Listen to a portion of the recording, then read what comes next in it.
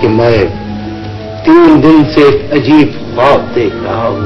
اس کے بعد ایک آواز آتی ہے کہ نور الدین مدینے آ. میرا دل گواہی دیتا ہے کہ میرے رسول برحق کی آواز ہے. شیر کو 5000 سواروں کو فوری طور پر تیاری کا حکم دو. ہم پھر فور مدینے روانہ ہونا چاہتے ہیں. ہم چاہتے ہیں کہ آزاد شہر کے تمام مرد ہمارے ساتھ کھانا تناول کریں. السلام علیکم وعلیکم السلام. کیا آپ کو یقین ہے کہ مدینے کے تمام مرد یہاں موجود ہیں؟ سلطان علی 2 مغربی غاروں کے علاوہ اور سبھی یہاں موجود ہیں. والی مدینہ کے ساتھ جاؤ اور ان دونوں بزرگوں کو تکریم و احترام سے آؤ. دونوں بزرگ حاضر ہیں. اس حجرے کے چپے چپے کی تلاشی. دیکھا؟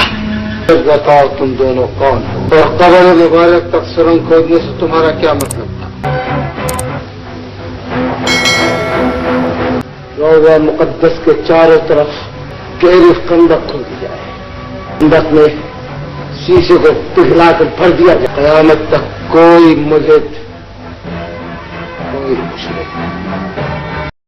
تاریخ میں کچھ کوششیں کی گئی ہے تاکہ رسول اللہ صلی اللہ علیہ وسلم کی مبارک جسم کو ہٹایا جا سکے. ایک بہت ہی مشہور مسلمان رہنما تھے جن کا نام نور الدین زنگی تھا. نور الدین زنگی سلجوق سلطنت کا حصہ تھے اور انہوں نے شام پر حکمرانی کی. وہ صلاح الدین ایوبی کے استاد بھی تھی. ایک بار تہجد کی نماز پڑھنے کے بعد وہ سو گئی اور اپنے خواب میں انہوں نے رسول اللہ صلی اللہ علیہ وسلم کو دیکھا.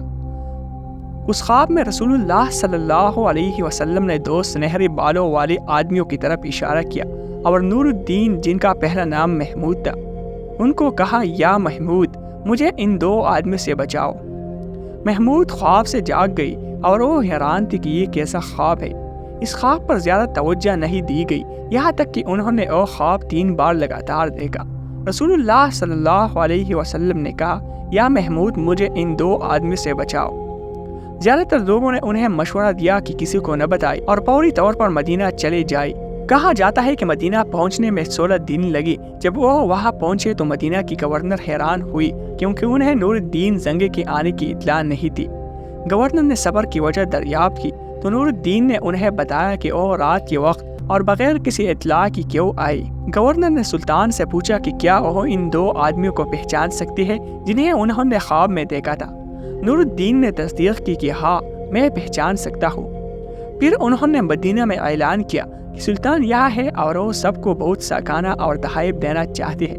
جب یہ خبر مدینہ میں پھیلے تو ہر کوئی آ رہے تھے اور پورا منصوبہ یہ تھا کہ ان 2 آدمیوں کو تلاش کیا جائے جو تحائف لینے کے لیے آنے والے لوگوں میں شامل ہو سکتی تھی.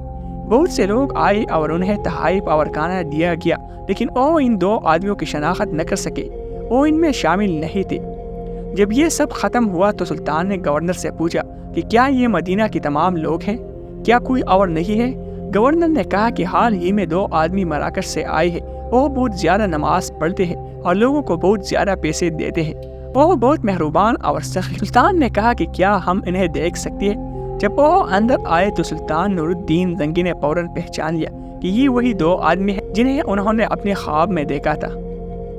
ان سے پوچھ گچھ کے بعد سلطان نے دیکھا کہ وہ سچ نہیں بول رہے تھے. پھر وہ ان کی خیمے میں گئی اور خوب تلاش کیا. پہلے کچھ نہیں ملا لیکن پھر انہیں ایک قالین نظر آیا. جب انہوں نے قالین ہٹایا تو اس کے نیچے بہت سا پیسہ ملا. مزید گہری تلاش کے بعد انہیں پتا چلا کہ انہوں نے ایک سرنگ کودی تھی جو تقریباً حجرہ مبارک تک پہنچ چکے تھے. انہوں نے اپنی مشن کا اعتراف کیا اور کہا کہ وہ یہاں رسول اللہ صلی اللہ علیہ وسلم کی جسم کو چرانے کے لیے آئے ہیں.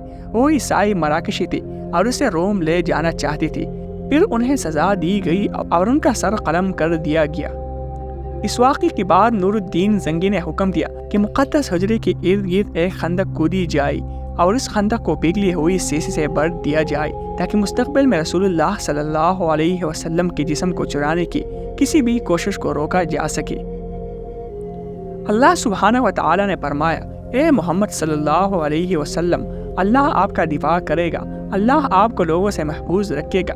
قرآن میں کئی مقامات پر اللہ نے بتایا ہے کہ جو بھی رسول اللہ صلی اللہ علیہ وسلم کو نقصان پہنچائے گا اسے دنیا اور آخرت دونوں میں نقصان پہنچے گا. ماضی کے رہنماؤں نے جب سنا کہ رسول اللہ صلی اللہ علیہ وسلم کو کوئی نقصان پہنچ سکتا ہے تو انہوں نے فوری طور پر خود کچھ کیا۔